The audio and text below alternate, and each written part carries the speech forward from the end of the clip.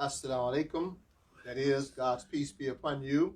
Welcome to another segment of Al-Islam Worldwide Ministry Presents.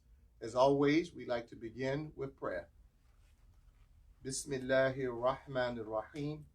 Alhamdulillahi Rabbil Alameen. Ar-Rahmanir Rahim. Maliki Yawmiddin. Iyaka na'budu wa iyaka nasta'in. اهدنا الصراط المستقيم صراط الذين أنعمت عليهم غير المغضوب عليهم ولا الضالين. Ameen.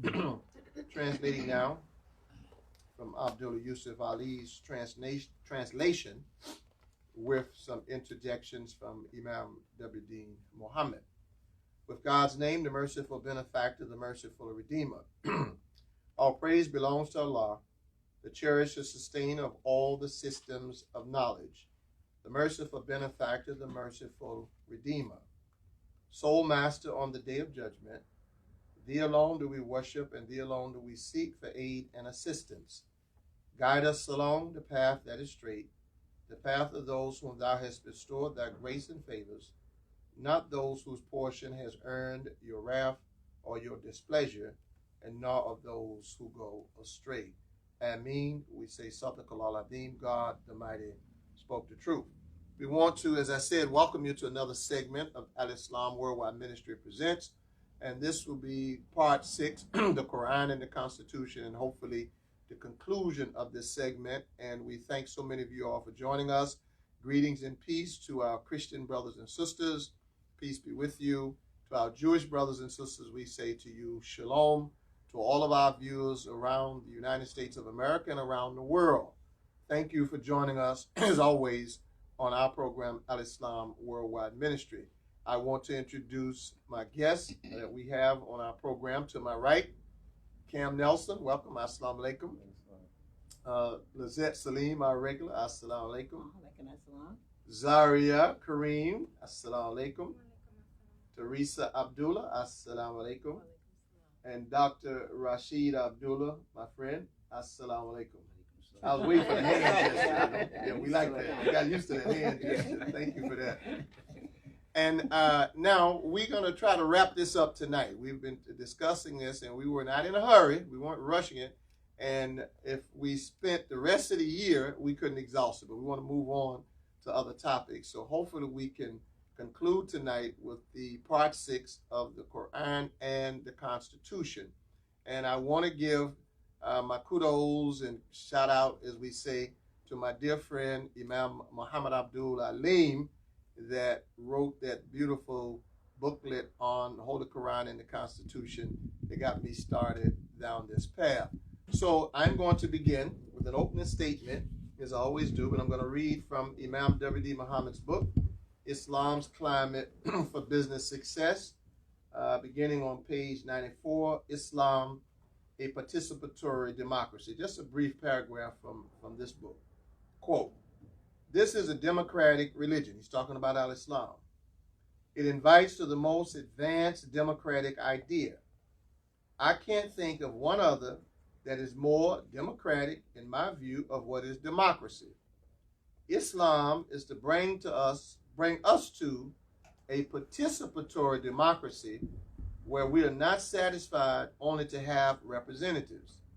Islam is to serve us, for every man and woman, no matter where they are in the scale of importance, are to have access to all opportunities, providing the persons qualified. They should not leave everything to their representatives. If they can qualify, they too should accept to be responsible and to seek to answer needs. They should be represented in discussions of policy. Now we know we have a long way to go yet, but this is the direction. We are moving to where people in the general public will be responsible more and more for the life of this country, the United States of America, not only through their representatives, but also by their direct influence and contributions. Muslims, don't you know that is already granted in Al-Islam? We're trying to get there, but that responsibility is already ours in this religion.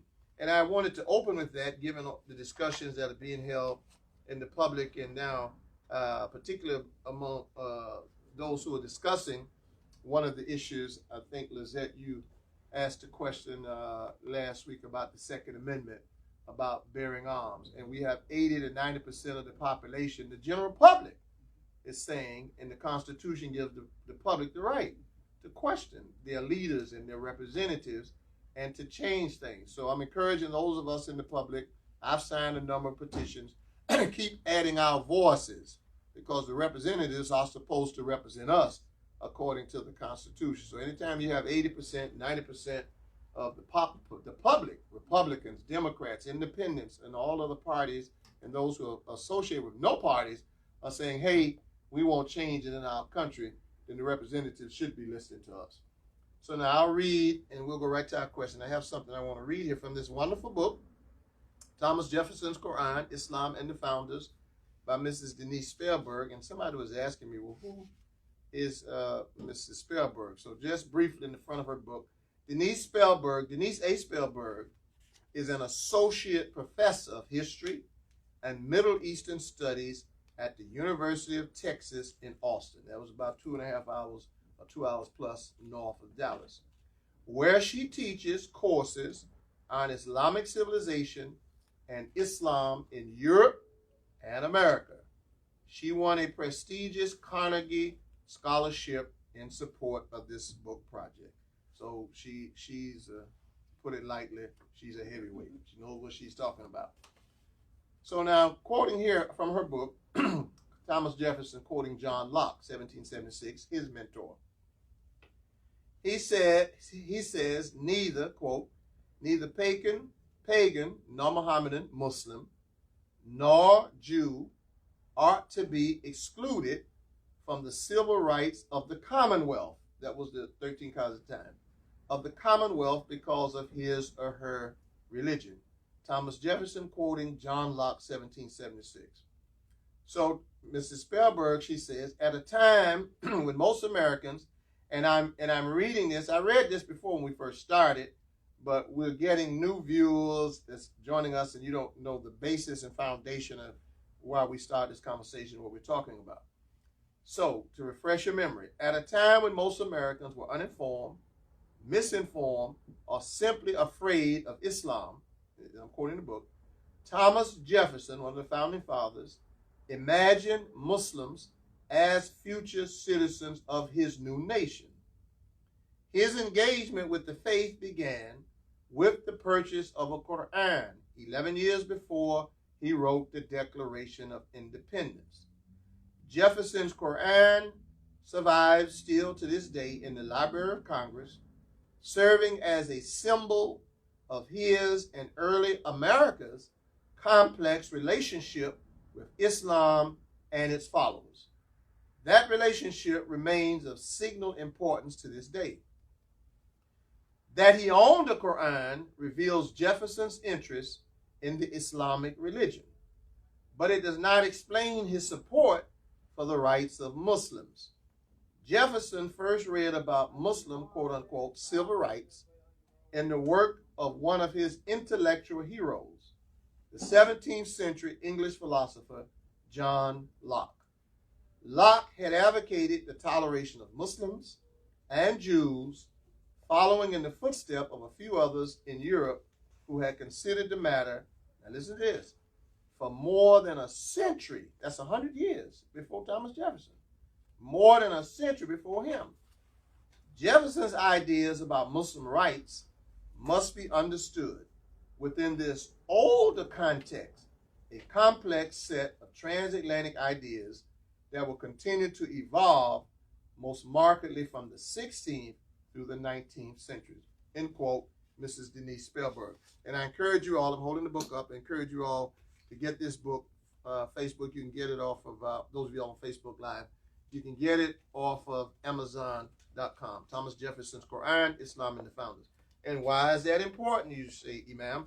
Well, we had somebody in a high position of power of authority that say Islam hate us, hate the United States. Well, how is Islam hating anybody? Islam is an ideology. First of all, the ideology doesn't hate anybody. But that's not the founding fathers' position, and they utilized the Quran to establish, to help establish and write the Declaration of Independence and the United States Constitution. And they were before whoever these current leaders are in the United States of America. I just wanted to make note of that. So we're going to get right to our questions tonight because we want to answer all of them if possible. And by the way, this is live, so those of you all who are joining us live, and if you have a question, you can interact with us. Feel free to ask the question. We have someone watching on the other side. If you ask the question, he'll write it and get it to me so we can answer your question live also on Facebook. So you're welcome to join in this discussion. So we're going to start with Zaria tonight. You have the first question. Wa alaikum assalam. Amendment 1 of the Constitution mentions freedom of speech and freedom of the press. Is there any reference in the Quran to these two freedoms? Her question, if you didn't hear it, is that Amendment 1, and I'm going to turn, I have my pocket Constitution, and I'm becoming quite familiar with it too. Some interesting information in here. But in Amendment 1, Zaria's question, for those of you all who may not have heard her, said the Amendment 1 speaks of freedom of speech and freedom of the press. And she wants to know, is there any reference to the Quran for these two freedoms? So I'll read again Amendment 1. Congress shall make no law respecting an establishment of religion. Now that's important, but that's not the question for tonight. We've already addressed that on the show before. That